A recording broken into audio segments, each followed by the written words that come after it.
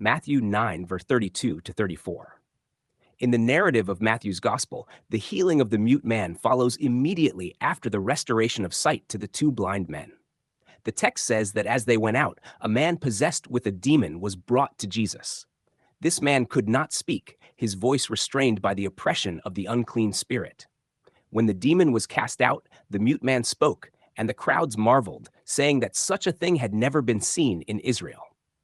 Yet the Pharisees responded with accusation, claiming that he cast out demons by the prince of demons. This brief account unfolds within the larger context of the Messiah, revealing the authority of the kingdom of heaven among the people of Israel.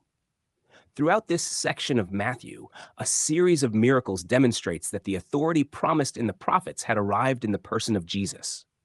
The blind see, the lame walk, the dead are raised, and demons are driven out.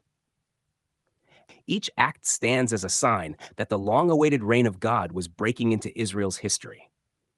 The man brought to Jesus in this passage is described as mute because of demonic oppression. His inability to speak is not merely physical, but connected to spiritual bondage.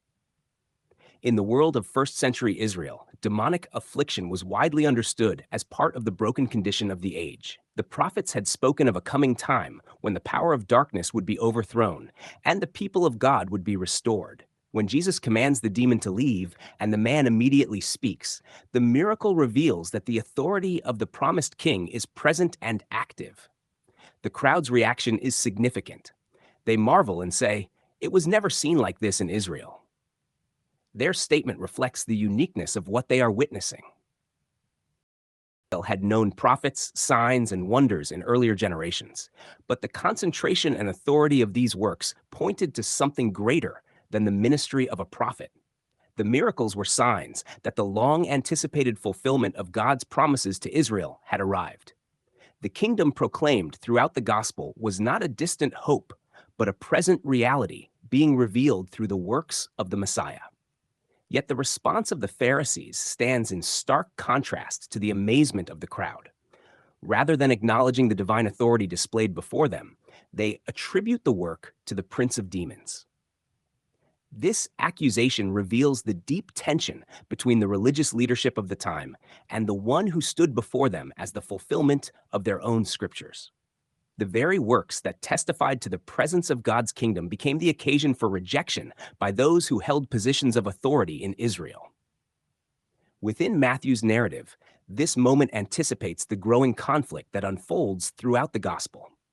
As Jesus continues to demonstrate authority over sickness, sin, nature, and spiritual powers, opposition intensifies among the leaders of the nation. Their refusal to recognize the significance of these signs forms part of the unfolding story that leads toward the judgment that would eventually come upon that generation. At the same time, the miracle itself reveals the nature of the deliverance being revealed through Christ. The mute man does not contribute to his own healing. He is brought to Jesus by others. The transformation occurs entirely through the authority of Christ, who commands the demon and immediately frees the man from his bondage. The restoration of speech follows the removal of the oppression, showing that the power of the Messiah accomplishes what human effort could never produce. This pattern appears repeatedly throughout the gospel accounts. Those who are helpless, afflicted, and bound are restored by the authority of Christ alone. The works of the Messiah reveal that the salvation promised in the scriptures is not achieved by human merit or religious performance, but flows from the authority and grace of the one sent by God. In these acts of deliverance, the power of the kingdom is displayed as something given rather than earned. Thus, Matthew 9:32-34 presents a striking contrast. On one side stand the crowds, witnessing the undeniable works of the Messiah and marveling at what has appeared among them. On the other side stand the Pharisees, hardened in their resistance and unwilling to acknowledge the authority displayed before their eyes.